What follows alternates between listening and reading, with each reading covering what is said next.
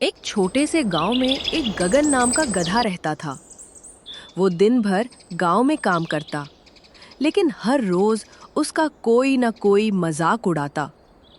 उसका एक बहुत करीबी दोस्त था, तोता, जिसका नाम झुनझुन था। झुनझुन, मैं भी किसी दिन राजा बनूंगा। फिर सब लोग मेरा भी आदर करेंगे। अरे गगन, गधे को ताज भी पहनाओ, फिर भी वो ढिंचू बोलेगा। एक दिन बबलू बंदर ने गगन से मजाक में कहा, अरे गगन, अगर तू शेर की खाल पहन ले तो सब डर के मारे तुझे राजा मान लेंगे। गगन की आंखों में चमक आ गई। गगन रात के समय जंगल में गया, जहां राजा शेर बहादुर पानी पीने आया करता था। लेकिन उस रात शेर नदी में गिर गया और बहुत देर तक नहीं निकला। गगन को मौका मिला। उसने एक मरे हुए शेर की खाल देखी जो जमीन में थी। अरे रे रे, ये तो स्वयं भगवान ने मुझे राजा बनने का संकेत दिया है। गगन ने खाल ऊही और पहली बार अपने गांव की ओर गया। सभी जानवर डर गए। शेर आ गया।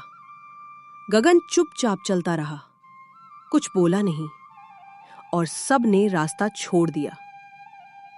गगन अब जंगल में एक ऊंची चट्टान पर बैठता और सब जानवर उसके सामने सिर झुकाते। बबलू बंदर, जो मजाक करता था, अब उसके लिए फल लाता। अरे गगन, ये तो बड़ा मजा आ रहा है ना। सब तुम्हारी सेवा कर रहे हैं। अब मैं राजा गगन से हूं। धेंचू बोलने का सवाल ही नहीं। लेकिन गगन को हर वक्त बोलने से डर लगता था कि कहीं उसकी असलियत न खुल जाए। तभी मोर गगन से बोलता है, महाराज, जंगल में वर्षा उत्सव मनाना चाहिए। हम हर साल ये उत्सव मनाते हैं। गगन बस सिर हिलाता, कुछ बोलता नहीं। एक दिन गगन बहुत खुश था। सब जानवर नाच रहे थे। उत्सव में गगन भी झूमने लगा और एक झटके में खुशी के मारे गगन जोर से बोल उठा। जंगल में सन्नाटा छा गया। तभी बबलू बंदर चिल्लाकर बोला, अरे ये तो गधा है। अरे गगन, अब तो तू गया काम से। जानवर गुस्से में आ गए, पर गगन बोला, मैं राजा नहीं बनना चाहता था, बस थोड़ा सम्मान चाहता था, इसलिए मैंने ये सब किया। मुझे माफ कर दो। इस पर सभी शांत हो गए। गगन जंगल छोड़कर भाग गया। रास्ते में उसकी मुलाकात हुई बाबा झंकारपुरी से, जो एक जादुई बाबा थे। क्या पाना चाहते हो गधे?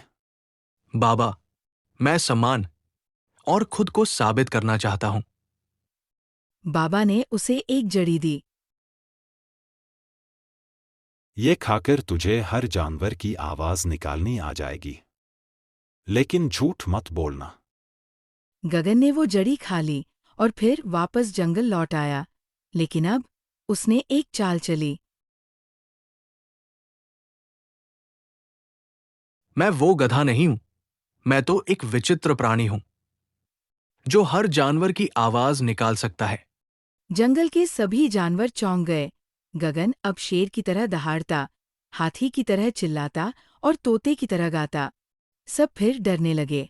अब उसे जंगल देवता कहा जाने लगा। माफ कर दो महाराज, हमें नहीं पता था आप इतने शक्तिशाली हो। हाँ, जंगल में अब बदलाव होगा। गगन ने अब जानवरों के झगड़े सुलझाना शुरू किया, पेड़ कटाई रोक दी और नालियों की सफाई करवाई। राजा शेर बहादुर नदी से बचकर लौट आया। शेर बहादुर गुस्से में बोला, कौन है जिसने मेरी गद्दी ली? जब शेर ने गगन को देखा तो दंग रह गया। अबे गधे, तू राजा बन गया।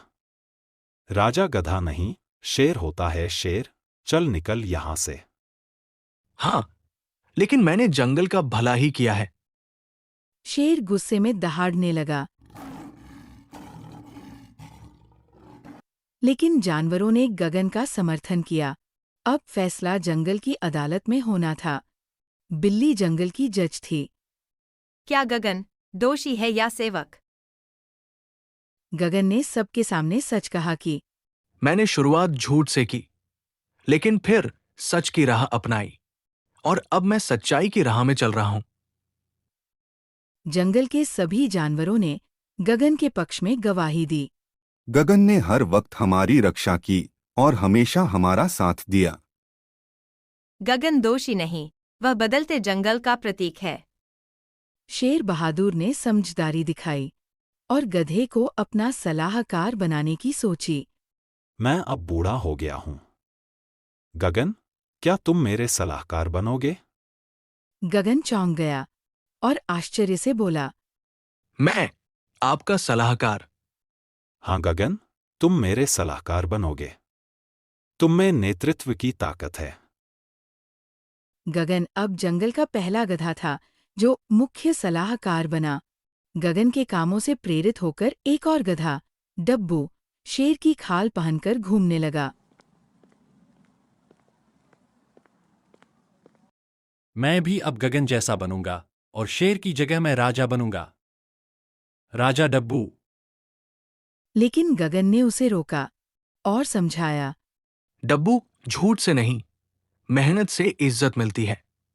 अगर तुम मेहनत करोगे तो लोग तुम्हारी खुद ब खुद इज्जत करने लगेंगे। गगन ने डब्बू को शिक्षा दी और बहुत कुछ सिखाया। डब्बू ने अब मेहनत का मार्ग चुन लिया। गगन अब ढेंचू नहीं करता, बस मुस्कराता है। गगन, अब तो तू सच में राजा जैसा लगता है। तुझे किसी की नजर ना लगे मेरे दोस्त। अरे नहीं झुनझुन, मैं बस सलाहकार हूं, राजा नहीं। गगन अब जंगल में एक कहावत बन गया है, जो खुद को बदलता है वही असली राजा बनता है। दोस्तों, सच्चाई और मेहनत से ही सम्मान पाया जा सकता है। दिखावे से नहीं, सेवा से ही कोई महान बनता है।